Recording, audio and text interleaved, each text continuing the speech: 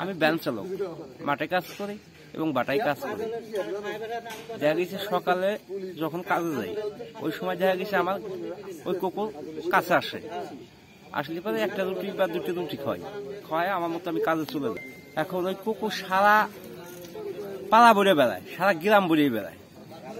বেড়ালি পরে ওই যে লোকের ভালো লাগে ওই লোকে ওই কুকুরটা খাবার দেয়, খাবার দিলে ওই কুকুরটা তার সাথে সাথেই করে।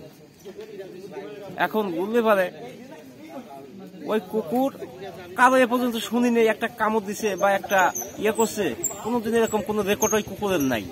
থানা স্যার যায় আমাদের ফোন দেয়, ফোন দেওয়ার পরে বলে যে তুমি কোথায়? বললাম স্যার আমি তো কাজে আসছি। কে? বা আমি থানার থেকে আসছি, তোমার সাথে আমার কথা বলার দরকার। সে আমার বাড়ির কারণটা কি? তখন আমি ভয় পেয়ে যাই। ভয় পাওয়ার পরে আমার ফোনটা আমি বন্ধ করে দিই। বন্ধ করে দিয়ে আমি টুকটুক করে আমি বাড়ির দিকে যাই। বাড়ির দিকে যাই আমার মেজো ভাই বলি, মেজো ভাই দেখো তো আমার বাড়ির প্রশাসন আইলো, কারণটা কি? আমার তালাশ করে। আমি তো এমন কোনো অপরাধ করি নেই যে আমার বিরুদ্ধে প্রশাসন আমার বাড়ি পর আসবে। এখন মেজো ভাই আচ্ছা দেখতেছি তাহলে কাল দেখি। এলো বৃহস্পতিবারের ঘটনা, সারা গেছে বৃহস্পতিবারে। তারপরে আচ্ছা স্যার আমার ডাকছে, আমি আসছি। আসার পর বললাম স্যার আপনি আমার ডাকছেন, আমার কি অপরাধ? তা বলতেছে তোমার তো অপরাধ না, তোমার ডাক্তার বলছে তাই আমি ডাকছি। এটা ডাক্তার বলছে বা সুমন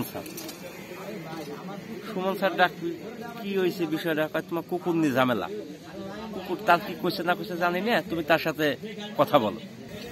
যাওয়ার পরে আচ্ছা স্যার মনে অনেক ছিল, পরে ওনাকে সবারই বাইকে দিল। বাইকে দিয়ে সেরে আমার মনে করেন এইভাবে হাতটা বাইরে আমার পিছনে 11টার মতো বাড়ি দিছে। দেওয়ার পর আমি বেকষ্ট বাজারে চিহে ডোহার পাচ্ছি, এমনকি এ পর্যন্ত আমার ফাটা ফুটিয়ে দেখা যেতেছে। এই পর্যন্ত না আমার অপরাধটা যে কি? আমি একটা সাধারণ মানুষ, আমার অপরাধটা কি? ভ্যান চালা খাই এই জন্য, না ভাটায় কাজ করে খাই এই জন্য, না কুকুর খাবার দিলাম এই জন্য? আমি এই বিষয়টা আমি বুঝতে পারলাম না। আমি এই বিষয়ে কিছুই জানি না, কে বা কাহার আবার নামটা বলে দিছে। অথচ এডে নিয়ে সুমন সাহেব আমার ডাইকে নিয়ে অকতভাবে এই যে মারধর করছে, পিছন পিছন দিয়ে আমার মায়ের ফাটাই ফুটে ফেলাইছে। আমি এটা থানায় লিখিত দিছি, অভিযোগ করছি।